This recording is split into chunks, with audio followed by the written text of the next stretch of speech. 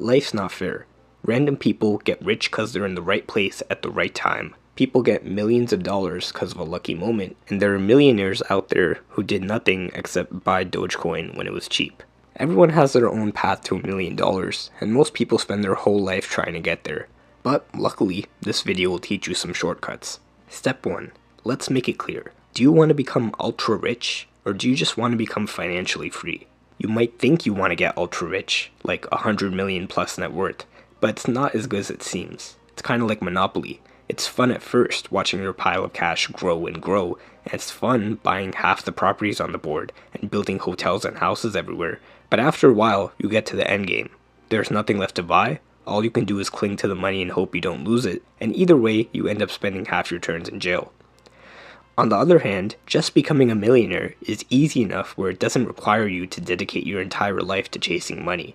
You don't have to stress about building a giant company, you don't have to manage hundreds of employees, you don't have to work all day, and you can pretty much buy everything you need really. Of course, there's no problem with trying to become super rich or trying to become a billionaire, but you really have to want that life. If you're just doing it because you want to be famous, you'll be disappointed. In fact, if you look at the Forbes list of the top 1,000 richest people, you won't recognize 99% of them. Most of them are lucky if they can even get a profile picture on the website.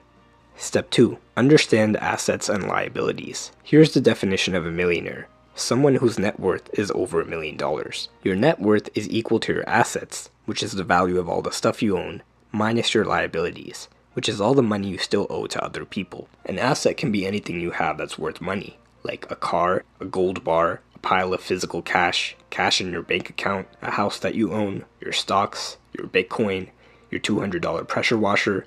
It's an asset because you own it and it's worth money. The cool thing about assets is that they can go up in value over time. If you buy a house for $500K and it increases in value to $1.5 million, your net worth goes up by $1 million. In case you didn't know, a lot of millionaires are made through real estate because the concept itself is pretty simple. Step 1, you buy a property, which isn't actually as hard as it sounds. You don't need to give up $500K to buy a $500K house. You can pay 20% of the price in cash and take out a loan to pay the rest. Then, step 2, you get people to live in the property. The people living there pay you rent every month, and you can use that money to pay back the loan you took out. And also, over time, the value of the property goes up. So eventually, you can get to step 3, where you sell the property and you make a profit. It does take a decent bit of money to get started, and it does cause a lot of stress, especially because you always have the risk of losing money. But on the bright side, if you somehow you make $1 million from it, it's all sitting in a bank account. Are you a millionaire? Yes or no? The answer is actually no. That was a trick question. You forgot about the taxes. Rookie mistake. Say goodbye to 50% of that. Remember the first rule about becoming a millionaire. You'll have to pay taxes, which means if you want to make $1 million, you actually need to make $2 million just to be safe. So why don't we get into how to actually make the money? You have 4 options. Earn $2 million from buying and selling assets, like we already talked about. Earn $2 million from working a job. Earn $2 million from starting a business, or some combination of all 3. Earning $2 million through a job takes time. Even if you make $200K a year, it'll take you 10 years to reach $2 million. But there's a reason people get jobs, and there's a reason not everyone is trying to start a business. Most businesses fail. That's just a fact. The average person probably has to start and fail at least 5 or 6 different businesses before they realize stuff like you should validate your business idea, you should know how to make a good offer, you should know how to find customers, you should know how to build systems, and you should know how to make profit, and a bunch of other tiny realizations that you'll probably have to learn from experience. It's probably going to be rough, but a job is relatively stable. It's relatively low risk, and unlike starting a business, you can pretty much guarantee that you'll succeed. The key to getting a high-paying job is the same key to building a profitable business, and it's a concept called leverage. Just look at this. This is a lever. You might call it a seesaw, but it's the same thing. On the right side, there's a heavy rock, and you have to lift the rock by pushing down on the left side. If you push here, you can lift the rock a little bit, but if you push here with the same amount of effort, you'll send the rock into the stratosphere. Most people who want to get a high-paying job are pushing here. You could spend hours trying to make your resume look good, but if your resume is blank, if you have no skills to put on there, it doesn't matter if you put 50 hours into it. It's not going to get you hired anywhere. If you want a high-paying tech job, you could apply to 1,000 companies, but if you don't know anything, they're not going to hire you. When you're just starting out, the highest leverage activity is learning useful skills. Getting experience, reading textbooks, taking courses and certifications, practicing the skill, doing projects by yourself to learn, and then putting all that on your resume. Once you do that, you can apply to half the number of jobs and still get 10 times as many acceptances. If you're spending a lot of time on something, ask yourself, is there something else I could be doing that would get me more results for the same amount of effort? Leverage is even more helpful in a business. This is the leverage pyramid. These are the things you can use in the business to multiply the effort that you put in and make it physically easier to become a millionaire. The first form of leverage is labor. This means getting other people to do work for you. No one likes to hire and manage people, but it can make your business a lot more profitable because everything that you don't like to do, you can just give to someone else. Next, capital leverage involves investing your money or borrowing money and investing it into something that'll multiply the money you put in. Then at the top of the pyramid is code and media. If you want to build $1 million business, but you don't want to hire employees, and you don't have that much money to start with, you'll probably need to use code or media or both. Code provides some of the best leverage you can get.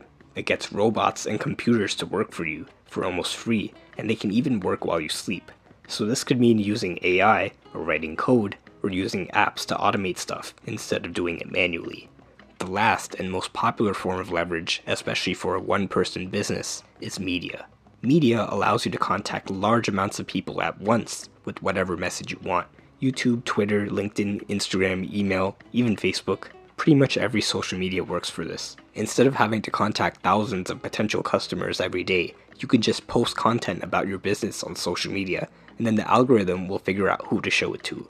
So the key takeaway is, no matter what business you want to start, if you use the things in this pyramid, you don't have to change your skill set or even change how hard you work. You just look for activities that'll give you more output for the effort that you do put in. Now at this point, you might be wondering what business to start or what to sell.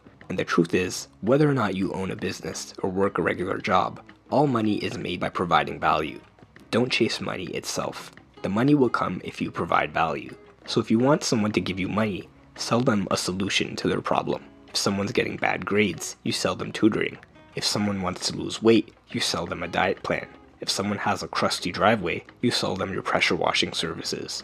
And here's some pro tips to make more money.